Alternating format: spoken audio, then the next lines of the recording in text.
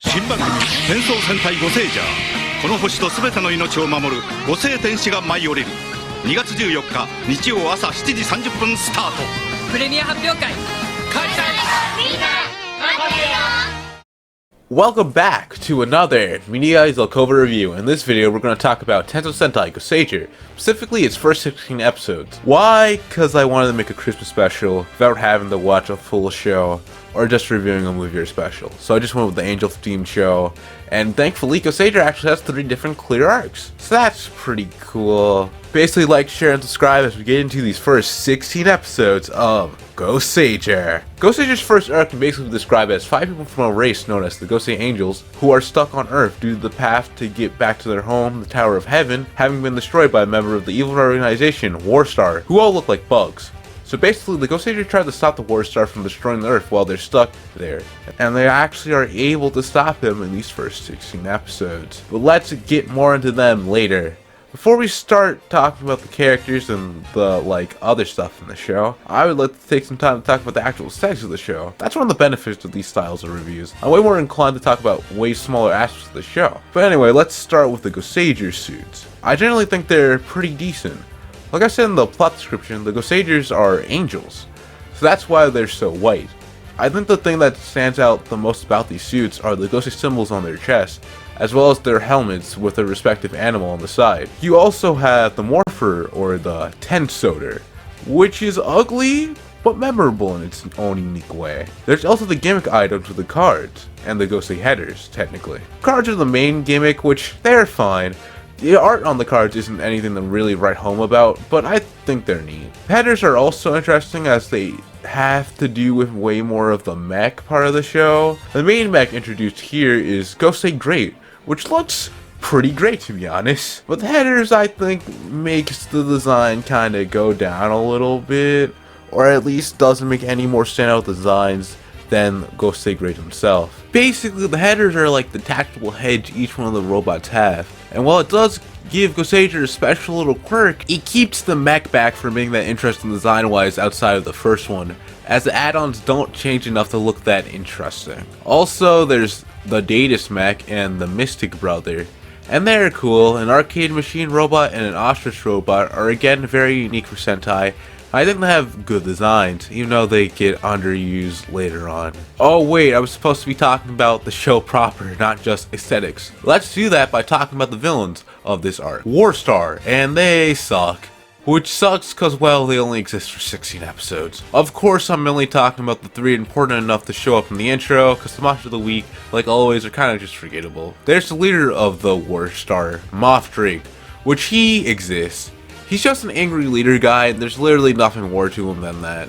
Then there's Reputa, who is just a strong angry guy. Like, he only really works in helping to further Alita's character, which does work, but only the fact that it makes me like Alita more. But he's still pretty boring as a character, Reputa by himself. There's also Brajira, who's the smart guy of the Warstar, who doesn't even get to have a final fight against the Goseigers, and he just dies alongside Moth Drake with a warship. But anyway, let's actually talk about the Goseigers properly. The Goseigers themselves, or Alita, Eri, Agri, Monet, and Hai, start off the series not really liking each other. It's not like they hate each other, but they start off feeling more like co-workers than the decent friends they are by the end of this batch of episodes. This plays into one of my favorite things about Goseiger, that being their team composition. Because the Goseigers are technically 3 different teams, or more accurately 2 teams and 1/2 of a team, as they're divided by the Skyic, Landic, and Seaic tribes, which also dictate what Tensou technique they use. This makes them and their conflict a lot more interesting, because it's not just a clash of personalities, it's a clash of cultures in a way. But anyway, let's actually get to talking about each character individually. You start off with Alita, or Gosei Red. He's a member of the Skyic tribe, and Dust is a really outgoing guy who's a little childish. Honestly, I really like Alita from these first 16 episodes. He's not really all that deep, but I think that simplicity works for him. While not being the leader of the group, he definitely seems to be the one that understands his teammates the best, such as when he teaches Eri to use the Compre Thunder technique by using the same random stuff she came out when he tried asking her to help him out learning the technique in the first place. Or when he had utter faith in Hyde being able to help the Goseigers despite him being kind of standoffish at first. This overall just mellow out attitude also making him where he's actually able to get serious, mainly in battle scenes against Brajira, all the more impactful. So overall, pretty decent red so far. Then you have Eri, or Gosei Pink, who's the second member of the Sky Tribe. She's also an airhead, but a lot lazier than Alita, while also being more competent than him. She's overall also a pretty cool character. I don't like her anywhere near as much as Alita. She's still pretty fun to watch on screen, especially in her focused episodes, which primarily focus on her relationship with Alita, at least in these first 16 episodes. And since their friendship is nice,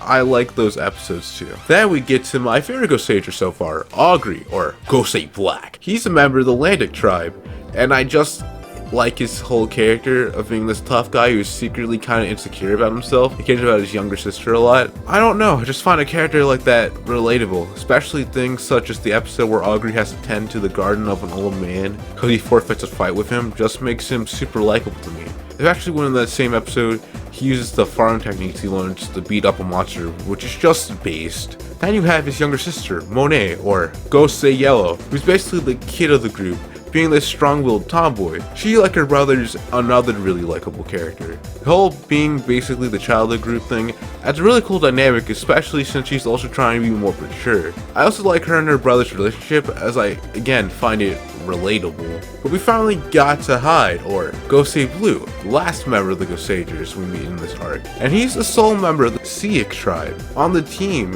and he's, like the rest of the team, is pretty cool. He's basically the smart guy of the team, has a problem of putting his wants over his mission of protecting others. Since when he left the team in possible danger, that way he could find a way to get them back home.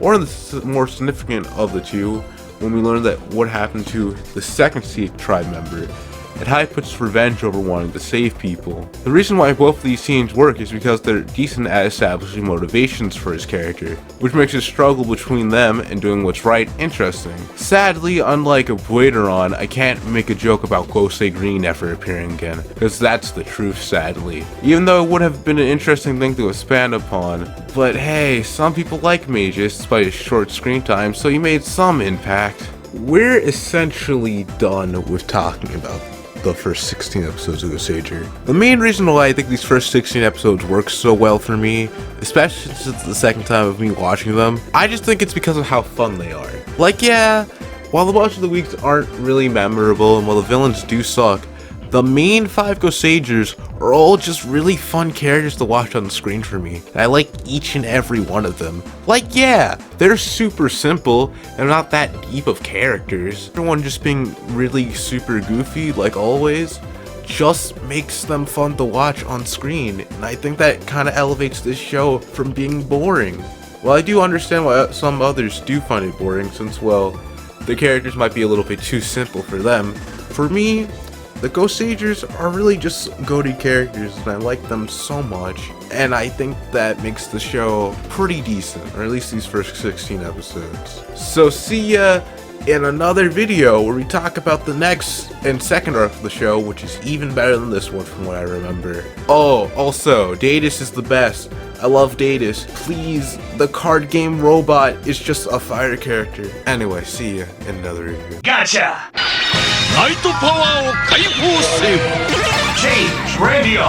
番号入力でサウンドチェンジ押して押して押しまくれレオンセルラーそしてレオンレイザー Welcome back to the review of the second arc of Tensou Sentai Goseiger. Honestly, let's just get into it by talking about the plot. This arc begins with Goseigers meeting the villains of our second arc, the Yuma Beasts, beings who try to pollute the planet in order for them to survive. But a brand new Goseiger of Gosei Knight showing up alongside our new enemies. So now it's up to the Goseigers to try and stop the Yuma Beasts from succeeding and polluting the planet, alongside learning how to work with Gosei Knight. Honestly, the first thing I think I should say is that this arc is better than the previous.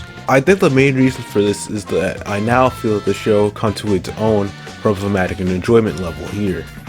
But before we get to me talking about the depth of Goseiger, let's talk about the new characters that are important to introducing this depth. Starting off with the villains, the Yuma Beasts, which they're definitely an improvement over the last group, Warstar, but they're not very good on their own. King Gong and Makuin aren't really interesting villains, to be entirely honest.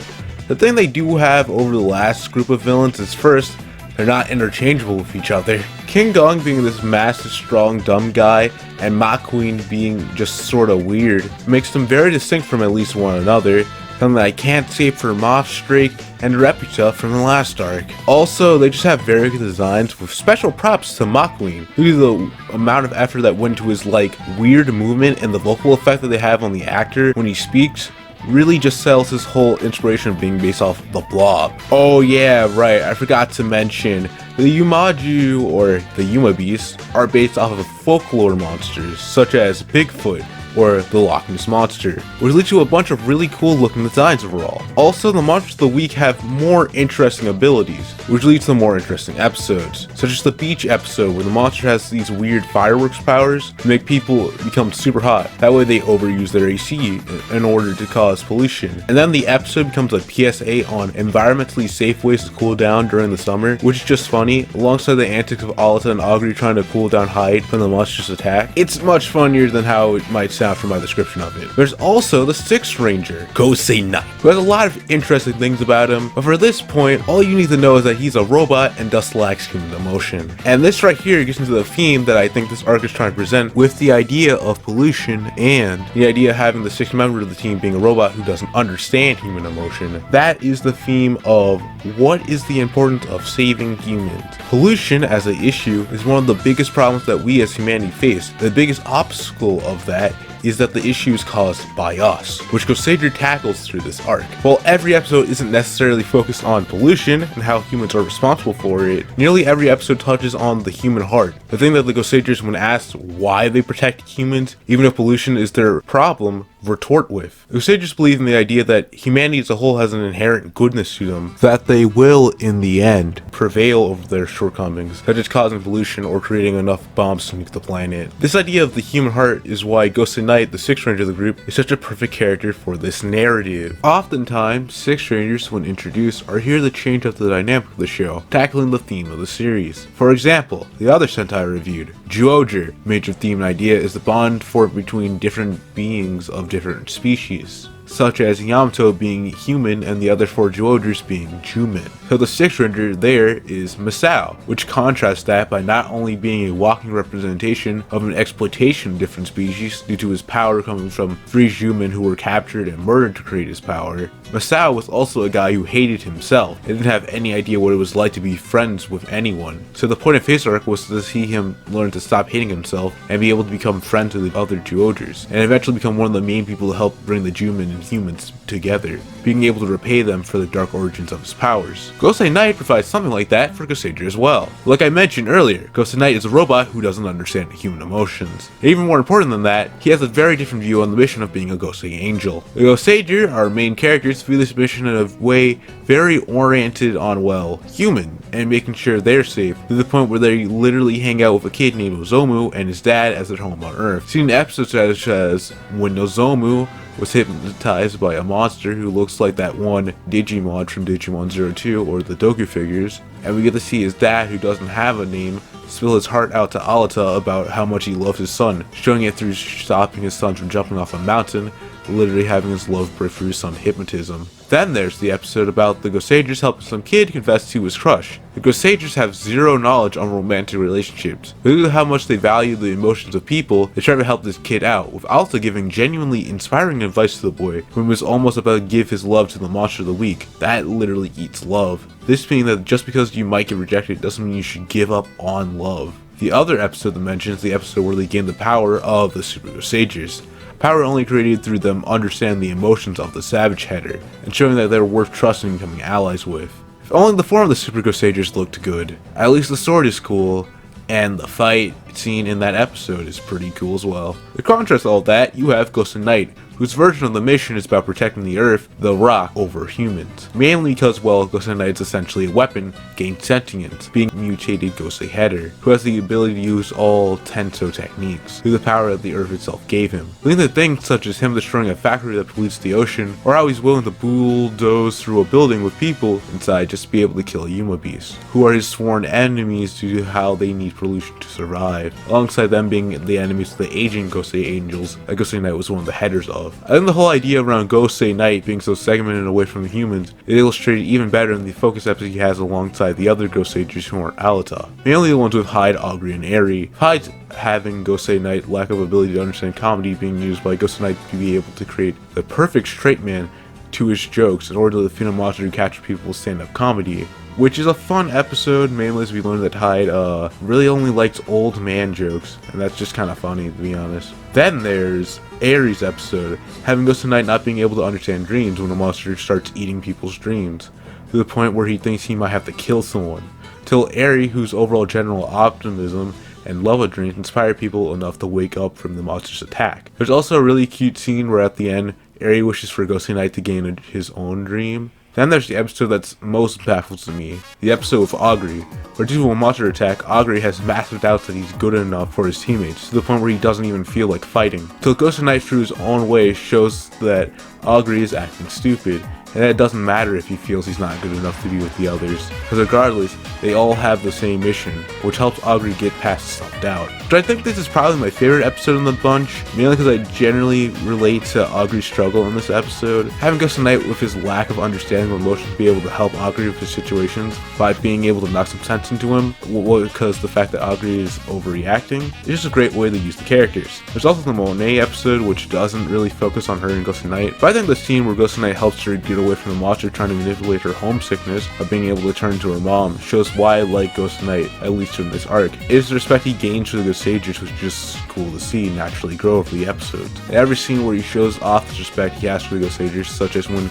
he says that he may not understand human emotions, but he'll side with it in the episode where the Zomu gets hypnotized, is pretty cool and gets me hyped. Also, Gosei Knight being based off a lion makes him have an awesome design to top off his coolness. Too bad his mech is sorta lame. But wait a minute, before we leave, we're forgetting a villain, that being Waderon. Waderon, somehow surviving the death of the Warstar, joins the Yuma Beast, and he's actually pretty interesting here, especially after he gets the crap beaten down from him by the Super Goseigers and put into a jail cell. He decides to start scheming by manipulating King Gong and Makawin against each other, until he gets the chance to use the Ellerai box, the device used to seal the Yuma Beast by the ancient Goseigers, King Gong and Makawin, alongside the other Goseigers, which fails as the Ellerai box he used was a fake, and he's left by the Yuma Beast to get murdered by the Goseigers. If you couldn't guess, he'll be back though.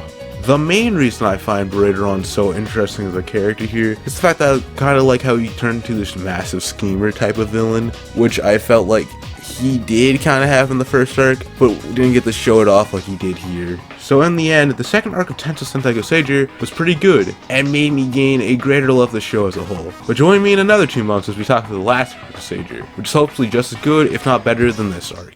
闇を切り裂く究極の力五星アルティメット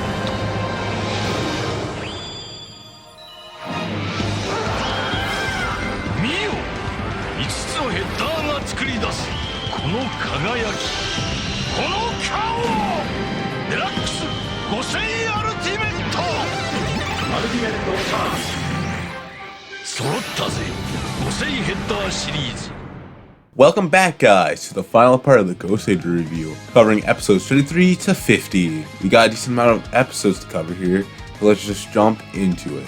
The main plot of this arc is that the evil empire, Matrentis, led by Robocog, use robots in order to take over the planet by subjugating humanity. So it's once again up to the Goseigers to defeat this threat. Honestly, the Matrentis arc, while not really being a step up over the last arc, it's still pretty interesting.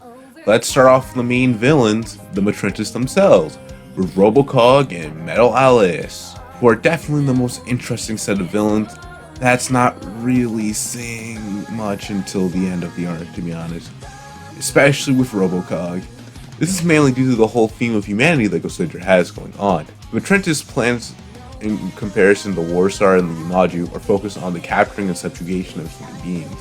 Which is in episode 36, when Matrentis try to capture top athletes in order to create a cyborg army, or in episode 35, where they're literally creating an internment camp in the forest. And the way that Robocog executes this plan is where you can see where he'll eventually fail. Going back to episode 35, that monster of the week puts high emphasis in the fact that his strength comes from the fact that he has such a leader like Robocog, which eventually convinces the Goseigers to try to have a team leader in their own team strategy, which they eventually learn isn't really important to being a team.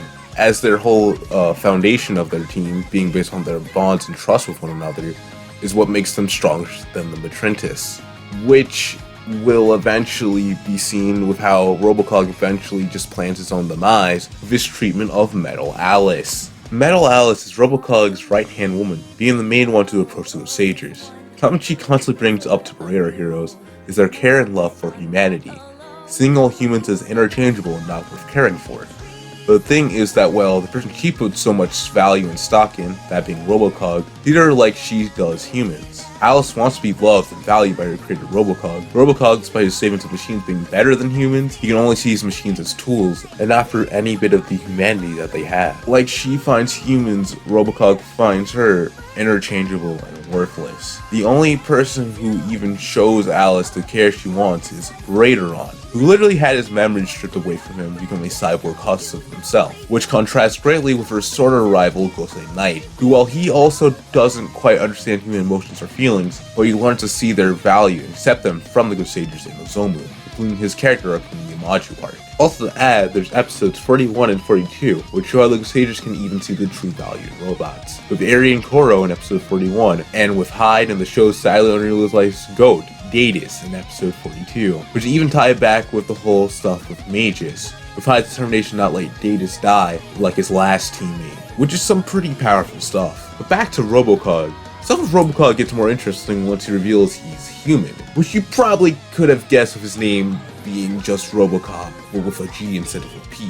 But anyway, this puts everything he does into perspective, as scheme wasn't just the plan of some robot who has lost its owner and going rogue, but humans so jaded at humanity he thought it was his right to subjugate and control them. That's because of a specific thing he thought made him superior, which explains even more why his robots, or Metroids as he calls them, are worthless to him, as their only value is his extension to himself. Any form of resistance or failure to that frightens him. Cause, well, as Robocog says, humanity's greatest weakness is its fear, and in the end, that's what led to the Goseigers defeating him. That, and also Brajira murdering him after gaining his memories due to gaining Metal Alice's trust, which would then lead to Brajira killing Metal Alice, putting an end to the Matrintis. The thing is, unlike the Yamaju or the Warstar, this isn't portrayed as a happy thing. Because, well, in their own ways, these two were sort of sympathetic, as a being who just wanted compassion, but was always destined to be a tool that would eventually be discarded. And, well, Robocog really isn't sympathetic, it's just more pathetic that he went out the way he did. To get off that, the greater lurking evil Brajira has finally taken the spot as the show's final antagonist. Starting off with episode 45, which is actually a really good recap episode, which also proves the lurking suspicion of Brajira since the beginning.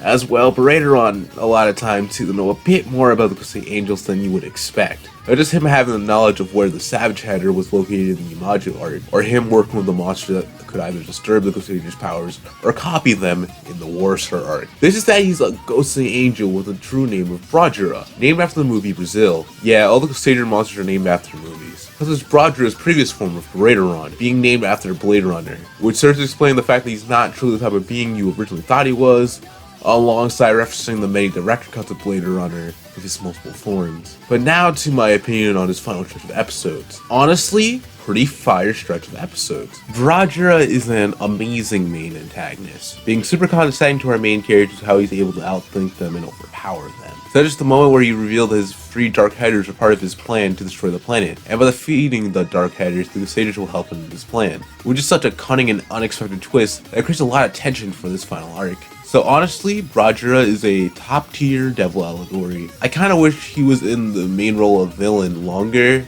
but he does more than enough already to be memorable in this stretch of episodes. Then you get back to the Goseigers themselves. Like I said in the original video, the Goseigers themselves are not the most interesting group of characters. It's honestly them not having that much development, and change can be seen as the weakness of the series overall. These 5 episodes show me why, despite all that, I like them anyway. The episode of Augury and Monet where they fight the Dark Atlantic Goseiger and show off their teamwork of the tomboy younger sister and the insecure knucklehead older brother is goated. The episode where Hyde beats the brakes off of Brajira after Brajira gloats about how he so willingly killed his old teammates in order to gain their Gosei power is goated. The episode where Eri helped heal Nozomu and learned that Nozomu's dad already knew of the Goseigers, allowing for the Datus and her to join the battle against the Dark Sky Cadre, was goated. Then you get to Alita, the absolute MVP in all of this. Like, first off, you have the legendary scene where he fights Goseiger Knight who became evil in order to turn him good again, which is absolutely fire, and it's a shame that Megaforce will later try to copy it beat for beat, which almost none of the impact that it had here. And then you get to the scene I'm going to end this review series talking about, the final scene of episode 49. After the Brajira put the Goseigers in the corner with the fate of the planet weighing over their minds, Hyde decides to suggest giving up their ghostly power to Alta in order to try and defeat Brajira, which Augury, Monet, and Aerie all agree with. Brajira obviously mocks them for being hypocrites due to them being enraged when they heard that he sacrificed his allies. That doesn't matter to them,